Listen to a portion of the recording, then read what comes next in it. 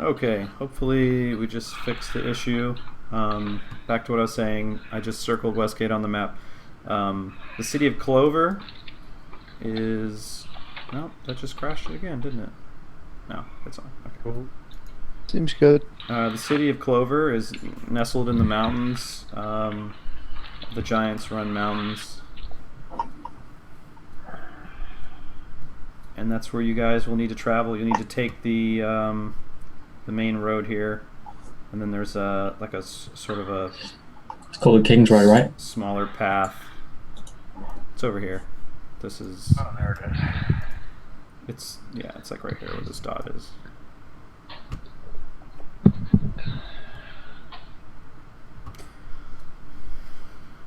All right, so do you guys want to? I don't know if you guys want horses or anything like that, or if you plan to take the journey on foot. How much is a warhorse? One that isn't gonna get spooked. Let's see, a warhorse.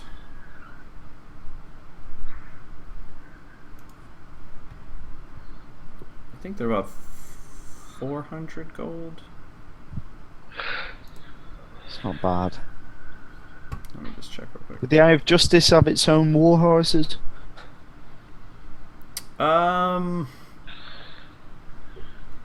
Yeah, I mean, you could probably get one warhorse from the Eye of Justice. Let's see, a heavy horse that's combat trained is 300 gold. A light horse that is combat trained is 110.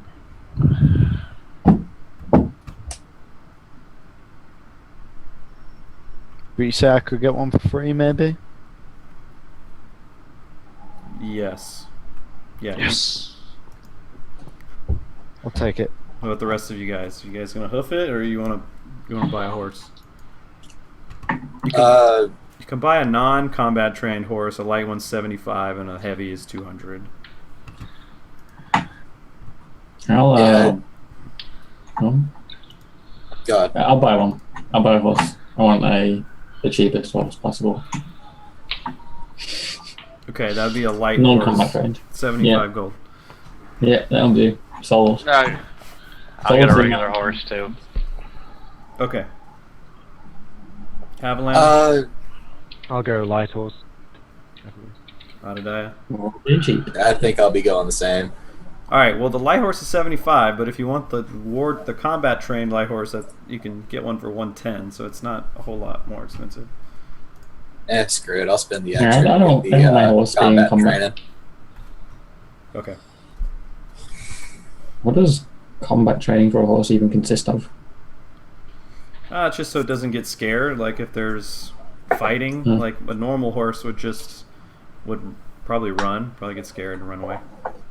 Okay. All right. Is there anything you guys want to do before you head out towards Clover? Not me. Just give No. Odadai a hug. I'll return the bro hug. Other than that, no. Just What time is it? Yeah, it's probably like the night before. Like you guys would head out. No, I'm just gonna eat and go to sleep. yeah, let's chill in Big Edna's. Grab a plate of sausages. Okay. Yeah, Big Edna. Sounds good. As always, Big Edna seems pretty happy to see you. Big as usual. All right. So nothing in particular that you guys want to do before you set out. Any shopping or you. Could do you think there'd be any records of like what's the town called? Clover. Clover. Do you think there'll be any records of like the history of Clover in the Eye of Justice's library? Maybe. Yeah. There'll probably be something. I'll try and do a bit of research then. Okay. Let's see. All right, so you head over to the library of the Eye of Justice. The caretaker there greets you. His name is Samus.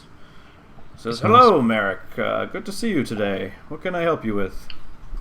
I'm looking for some information regarding town's name. I forgot it. Clover.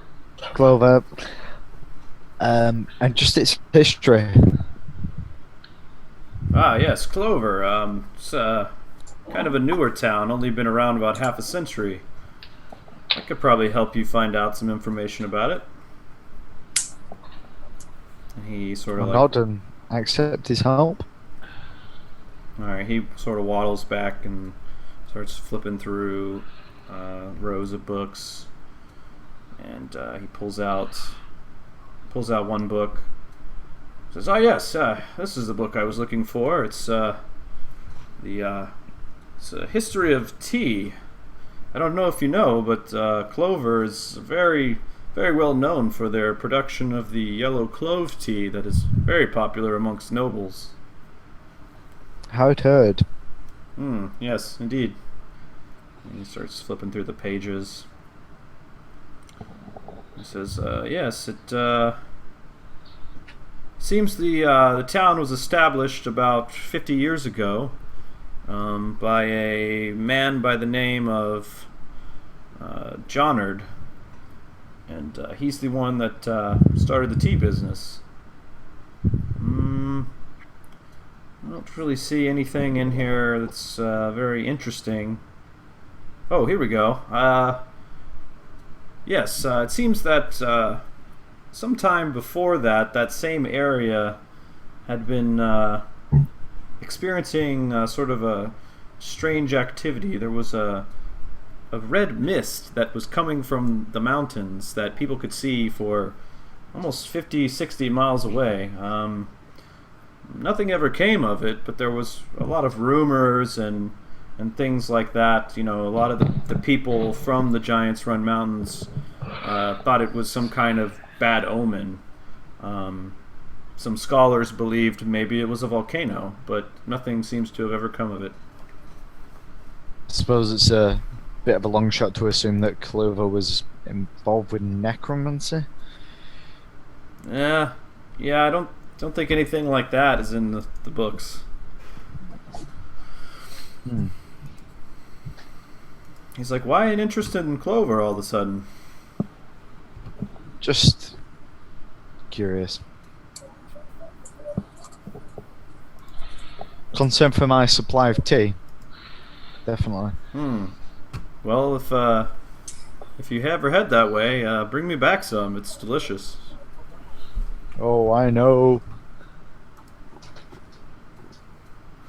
Thanks for your help. You're I think welcome. that's everything.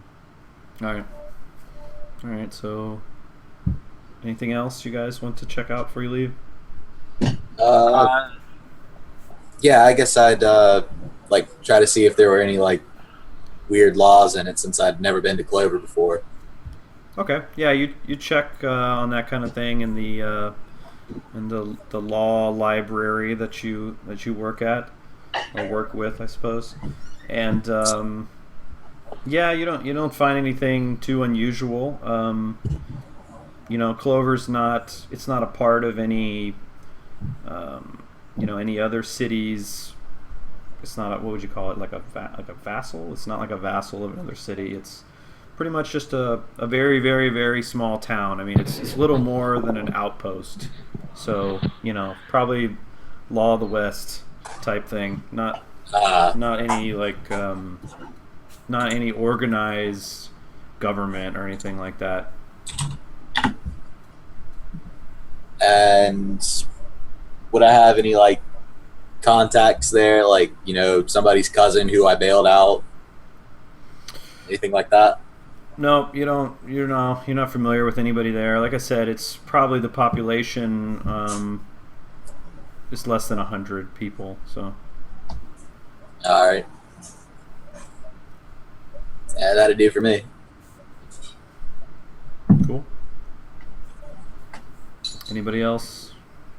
Sometime during the middle of the night, while everybody's asleep, I'm gonna walk out of town a little bit to like a wooded area and pray to my God under the moon.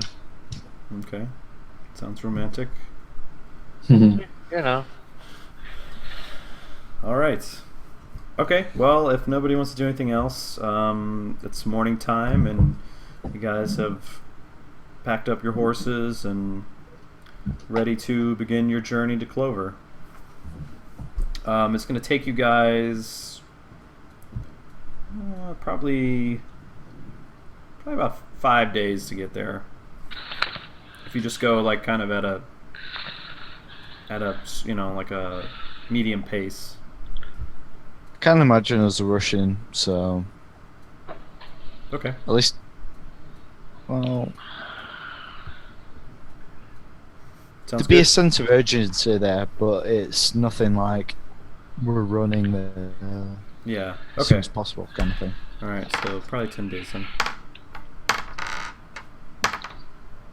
My horse, which I've nicknamed Jessica Parker, wouldn't be able to do a massive gallop for 5 days anyway. So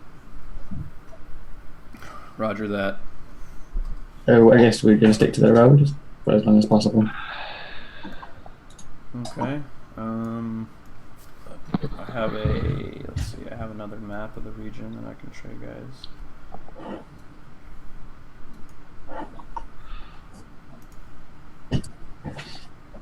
Okay.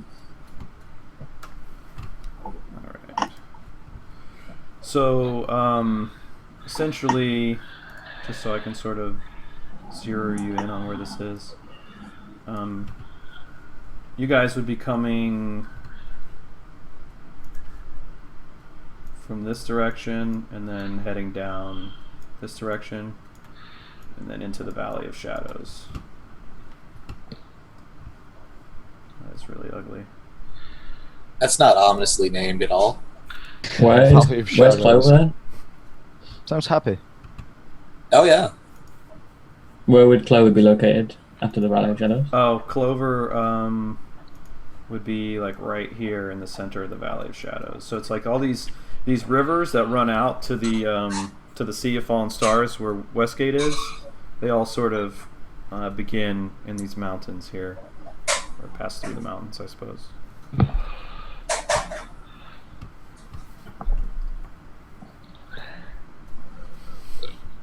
Okay, so you guys travel along,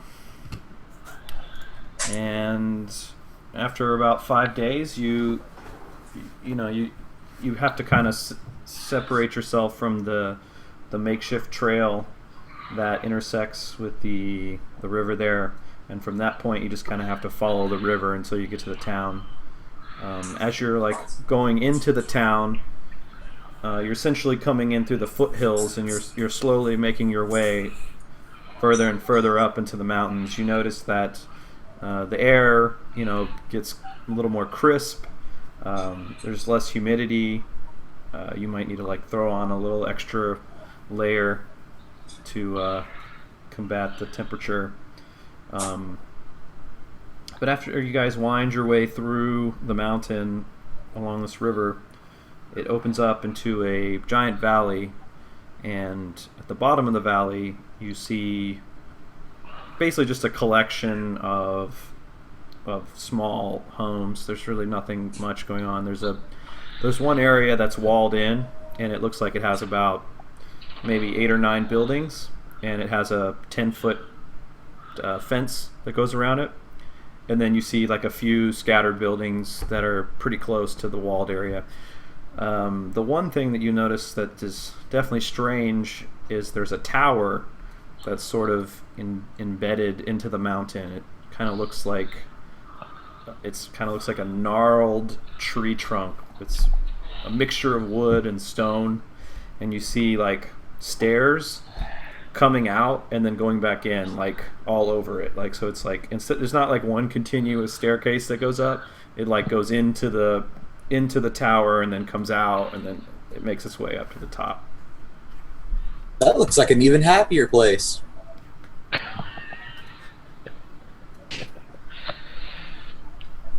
Do we see anybody?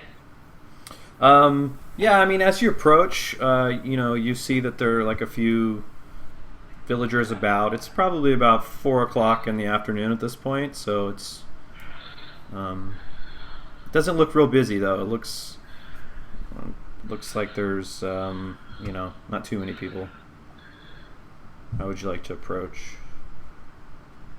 I like to be 20 feet behind the rest of the party, Okay. coming at a slow speed.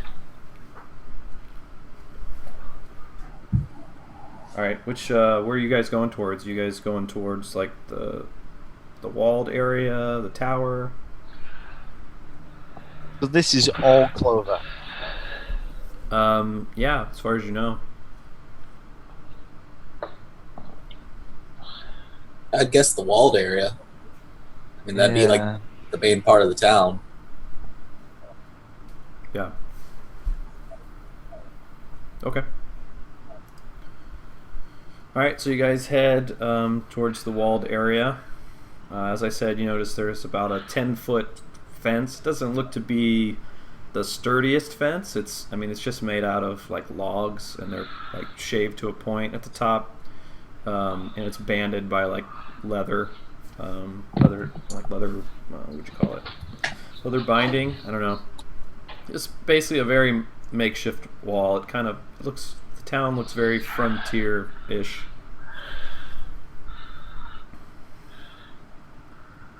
As you approach the town, you notice that the gate is closed, and there's nobody standing in front of it.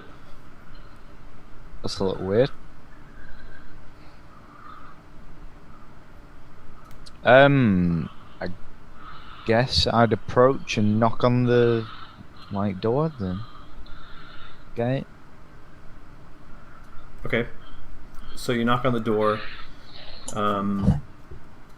For a while, you don't really hear anything. Eventually, you hear like somebody like on the other side, like kind of like running towards the gate, and you hear a voice on the other side of the gate say, "Who is it?" Avon. Cubigram from Pizza. Mongo. I don't know, Merrick. This is your job. I guess you ought to handle it.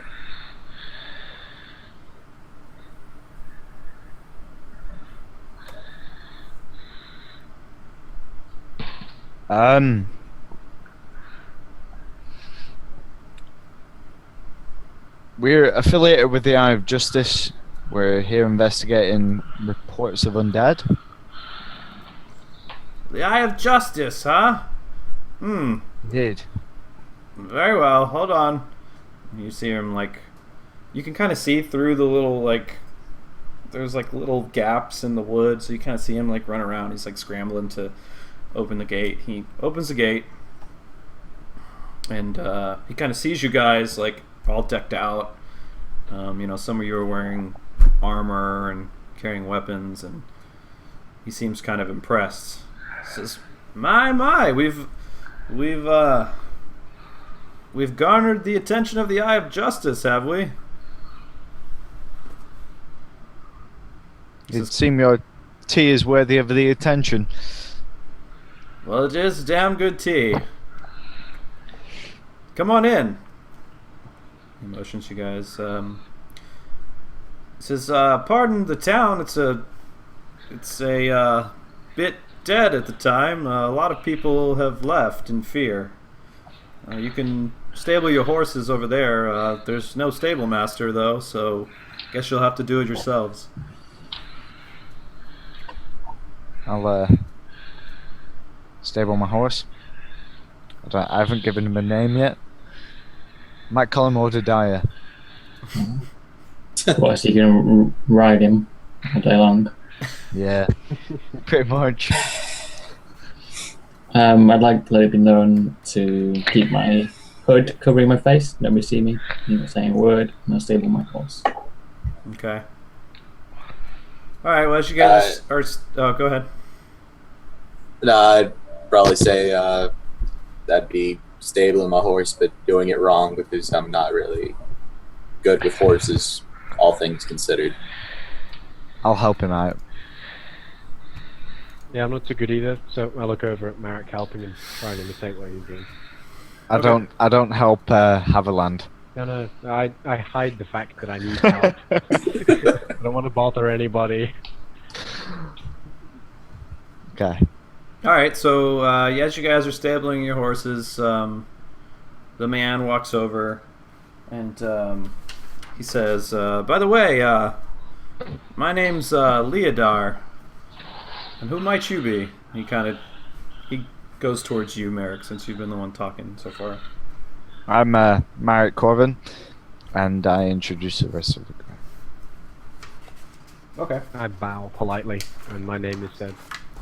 I just nod my head in acknowledgement. I kind of give the shake and nod. Okay. Well, he says, "Yes, it's quite an honor. I've always wanted to have a knight in shining armor come to my rescue." I hardly consider myself that, but I'll do the best I can to help, as will my compatriots. So I'm assuming you're here because of the situation that we've been incurring. The undead problem? That would be the one. How about you fill us in a little more detail? Because Okay. we've not heard a lot. Says, okay, about 3 months ago is when it started. The first attack came in the middle of the night. There was some skeletons with swords and armor. They came in and they attacked some of the villagers that live outside the walls here. We lost a couple people that night, and then several days later there was some zombies.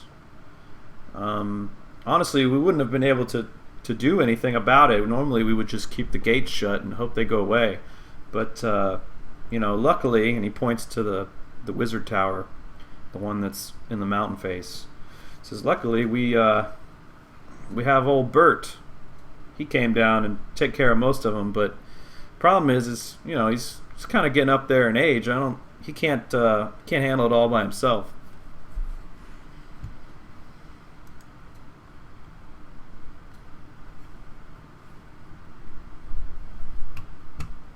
Says, so what do you guys aim to do about it? Everything we can do. Just give us a place to start and we'll go right ahead. It says, well, I wish I could give you a place to start. No one's really sure where they come from. They seem to come down from the mountains. I don't know if it's a coincidence or if somebody's trying to do something to us. Is there any sort of mountain pass that they come from? Not that I know. Every time they showed up, we didn't see them until they were already upon us. Okay. But I don't know. You might go talk to Bert the Brown and see if he knows anything more about him. As I said, he's been the one that has taken care of the threats as they've came. He's like, this last one though was quite a scare. Almost killed Bert. I'll recognize the name Bert the Brown as being someone friendly to the Hour Justice. Yeah. Mm-hmm. Yeah. I'll go talk to him then. He's not a friend of Radagast, is he? Of who? Radagast. Radagast. So he says, he points to a building and he says, the accommodations here are simple, but you're more than welcome to stay in there. There's there's some bunks in there that you can throw your stuff and lay your head at night if you need to. Much appreciated. Do you know where we find Bert the Brown? Yeah, over there. And he points at the giant tower on the mountain face. He's not at the top, is he? Well, there's a front door. It's down at the bottom. Not sure where he is. Okay. He's like, yeah, we don't really like going up there either, but he's a nice enough guy. He's a little strange. He's done a lot for the tea business, though. We appreciate his intellect. He's brought a lot to our harvesting procedures that we would have never even thought of doing. Okay. What's everyone else think? That sounds like as good an idea as any. Best bet. I mumble under my breath saying, speak to Bert. Okay, so it's like it's kind of nearing dusk. Do you guys want to go speak to him now? Yeah, Yeah. I would. Okay, cool. All right, so you guys are gonna stable your horses and head to the tower. Yes. Yeah. Mm-hmm. All right, so as you're walking up to the tower, you do notice that the only light on is at the very top of the tower, but there is a large bronze door at the front of the tower with some kind of arcane rune on the front of it.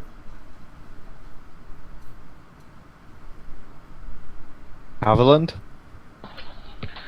Oopsie. Do I recognize this? Do I have to roll for? No, Okay. you take a look at it and you recognize it as a mage's sigil. Like it's probably his personal sigil. It's not anything in particular. It's just something that's unique to him. It'd be like his name in a rune. It's not gonna kill us if we try and open the door, is it? It's just his insignia, really, letting us know that he lives there. Well, not very well, obviously, because we didn't understand it, but you get what I'm saying. We should Okay. probably knock. That does seem like a very good idea. Nothing like pissing off a wizard. I know, right? Dante? Hmm? I'm gonna. Knock. I'm gonna try and stay back. I'll knock.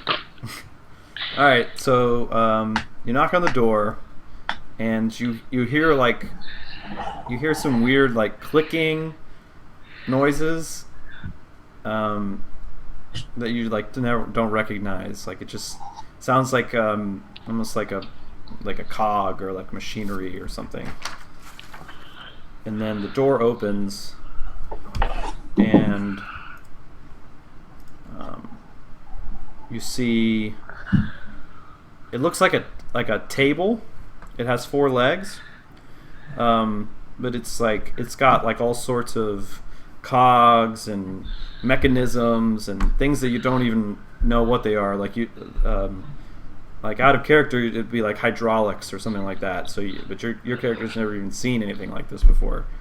And on top of the table, a shimmering light appears, and then you see the face of a man with gray hair, and he says, "Well, hello, guests." The Brown, I assume. "Yes, that is me. And you might be?" I'm Mark Corvin, a paladin of the Eye of Justice. "Oh, yes, the Eye of Justice." He looks at your armor. Says, "Yes, I see that. And then his eyes kind of turn towards Vale. He says, "And you wear the sign of Sahanin Moonbow." Yes, I do. He says, "Very well. Well, both of your deities are indeed allies of my own, Maestra, the Lady of Magic. What can I do for you fine fellows today?" We're actually investigating reports of the undead around here. Wondering if you could be of any assistance at all. Yes. Perhaps. Well, why don't you come upstairs and talk to me? My assistant will show you the way. Your And- assistant is the... Yeah, and as you're Thing. as you're about to say that, it starts to climb some stairs, and the Okay. face turns around and looks at you, and he says, "This way." I guess I'll follow. I'll be right behind. Well, now I've seen everything, and I kind of follow.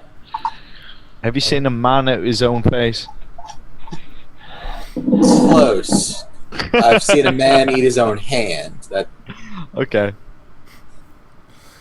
All right, so the construct, I guess we'll call it, leads you up some stairs, and as you're like going through the tower, you're constantly like having to you'll take a door and it'll take you outside, and then you'll go up some stairs, and then you'll take another door that brings you back inside, which might lead you through a room, which might lead you to another set of stairs. And it gets to the point where probably about halfway up, you realize that if you had to get back down, it would be very, very difficult because each room has multiple stairs, multiple doors, and you're basically like running in circles. As you're making your way up towards the top, you see like various rooms filled with things. One of the rooms is filled with like bubbling cauldrons and beakers and other alchemical things, and then some other rooms are filled with these weird like mechanical contraptions that are, you know, making tea and like maybe like cooking food or cleaning or whatever.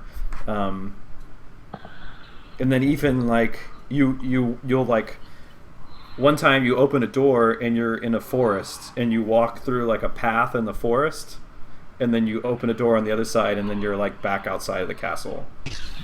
okay. Now messed up, man. I've seen everything. I'm just in awe of the magic that he's obviously got going on in this place. My eyes are wide open and taking all of it in. Gotta turn to Haviland. So, do you recognize any of this stuff? I wish that I could make stuff like this. Best I can usually do is afford just a bar room. I've never even seen this. It's wonderful magic. Well, the thing continues to lead you through until finally you enter a door on the top floor, and you see Bert the Brown. He has these like little like telescope-looking lenses on his spectacles, and he's got some tweezers, and he's sort of working on his latest invention. And as you guys enter, he pulls down his spectacles and he says, "Ah, yes, welcome. Hopefully you didn't find the climb too much for you." He's like, "I personally prefer to fly up." No, this is quite some place you got here, Bert. Well, thank you. I try to make it as homely and comfortable as possible. Yeah, the walk up was interesting, if nothing else. So, how could I help you guys? I know that you said that you're here about our undead issue. I must say I'm very, very happy to see you. I've pretty much been single-handedly handling it myself, and I'm an old man, and I simply just I can't do this. It's too much for me. Well, if you can give us any place to start, that'd be a great help. Well, as far as I can tell, they're coming in from the mountains, not down the stream. Definitely farther in to the mountains. Trying to think. He says, about 3 months ago, there was a fellow that came through here. His name was Sir Valros. He came and talked to me. This was before the undead started showing up. He believed that there was some powerful evil inside the mountains, and said he was on a mission to destroy it. He also seemed a little, as you would say, cuckoo. But yeah, he left, and I never heard from him again. And I have to say, it was about 2 weeks after he left that we got our first attack. The last attack came in the form of a wight, which I don't know if you've ever had the displeasure of dealing with a wight, but it is not a fun thing to do at 4 o'clock in the morning when you haven't had your morning tea.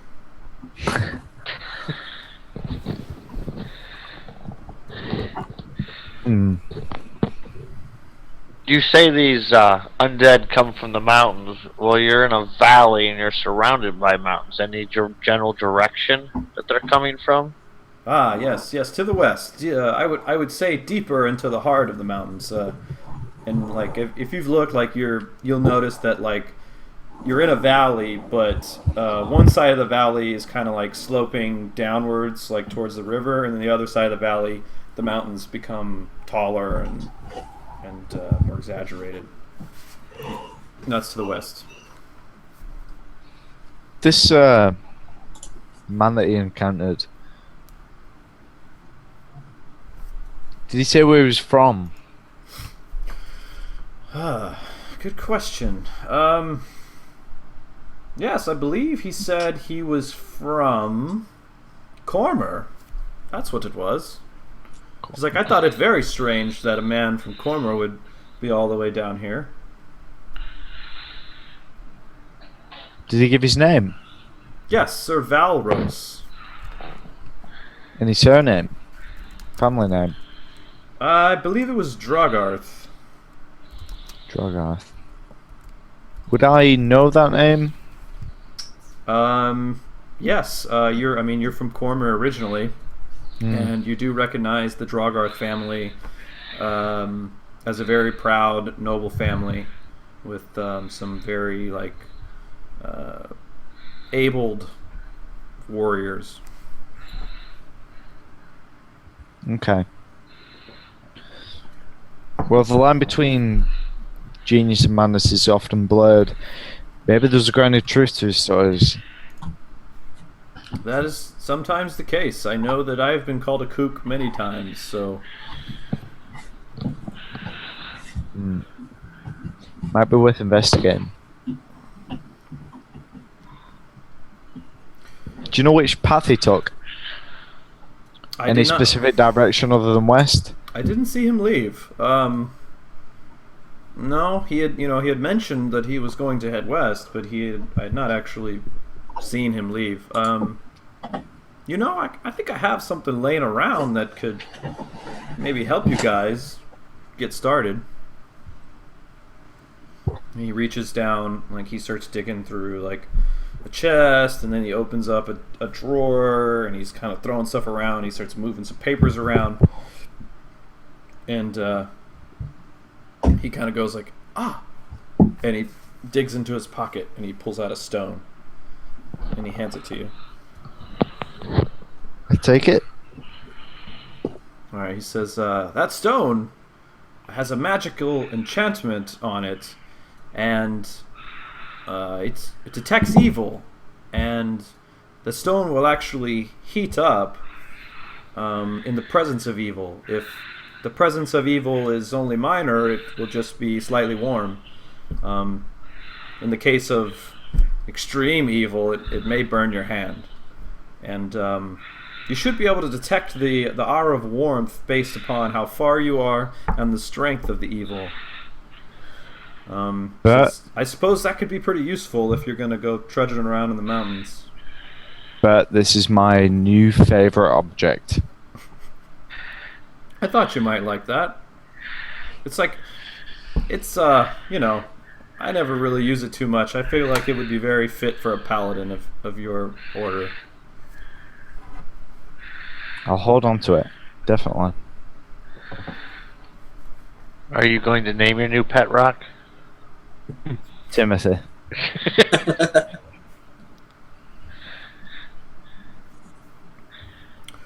All right, so he says, "Are any of you thirsty? Have you managed to sample our finest wares as you've been in town?"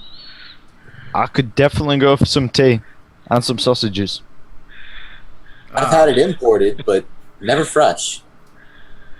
He says, "Well, here, sit tight." And he sort of snaps his fingers, and some chairs slide out from underneath some tables. And he walks over to what looks like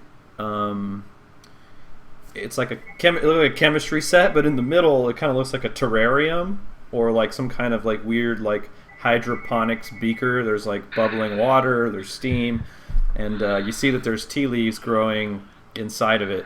And he says, "You see, this right here, this is my little experiment.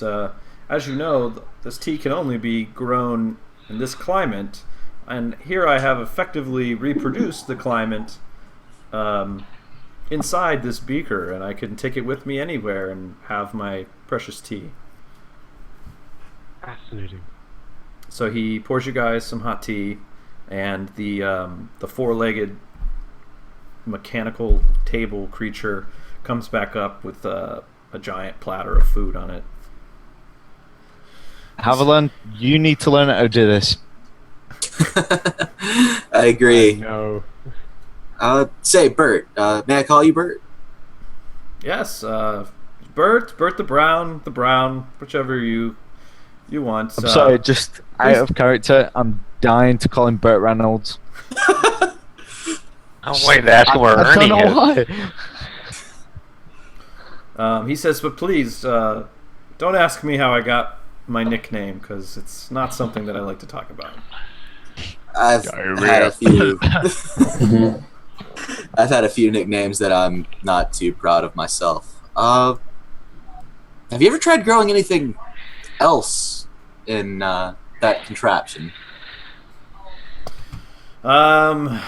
No, actually, I made it specifically for this purpose, and but I'm sure with the right mix, you could mimic just about any climate in order to grow something. Huh. Also, I heard you were helping with the tea production out here. That wouldn't be through any arcane means, would it? No, most of the things I do not involve magic with the tea. It's just I have a bit of a green thumb. Ah. Well, I appreciate the tea.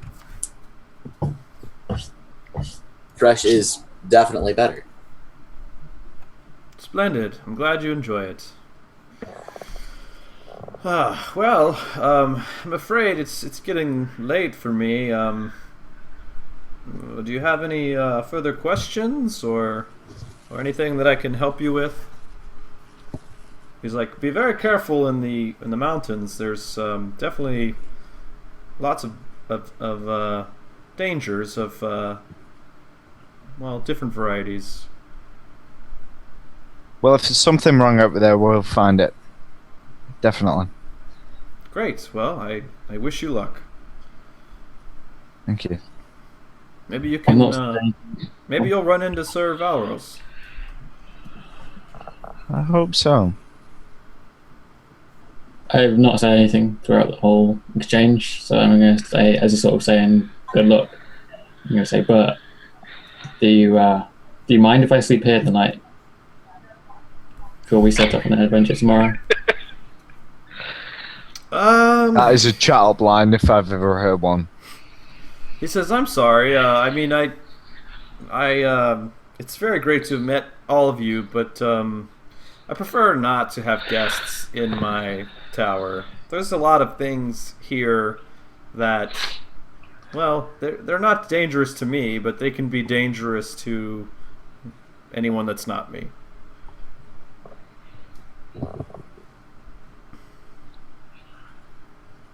He's like, you have a lot of courage wanting to sleep in a strange wizard's tower. He's like, It's I not like so much the it's not so much the wizardry that I'm interested in. It's more the vantage point.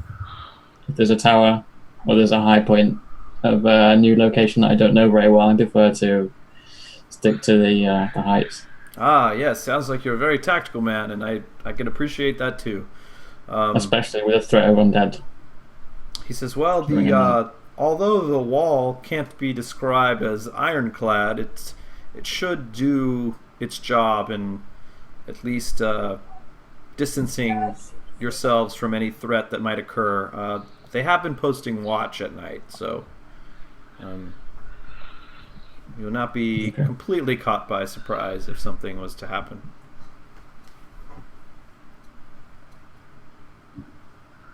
Okay, we should probably head back to the town.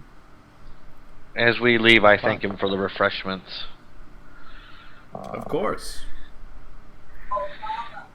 As we going, I try and shake hands with Bert, and these things that you have in this tower is incredible. I'm a wizard myself, but I can barely comprehend. Is there any advice you give to a wizard who wishes to aspire to such things? My only advice for a young wizard is just to stick with it. He's like, obviously you're not a young man, but That's for sure. you know, we all come around on our own time. It's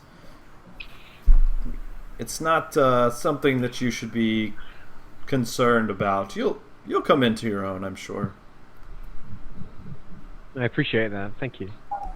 I shake his hand again.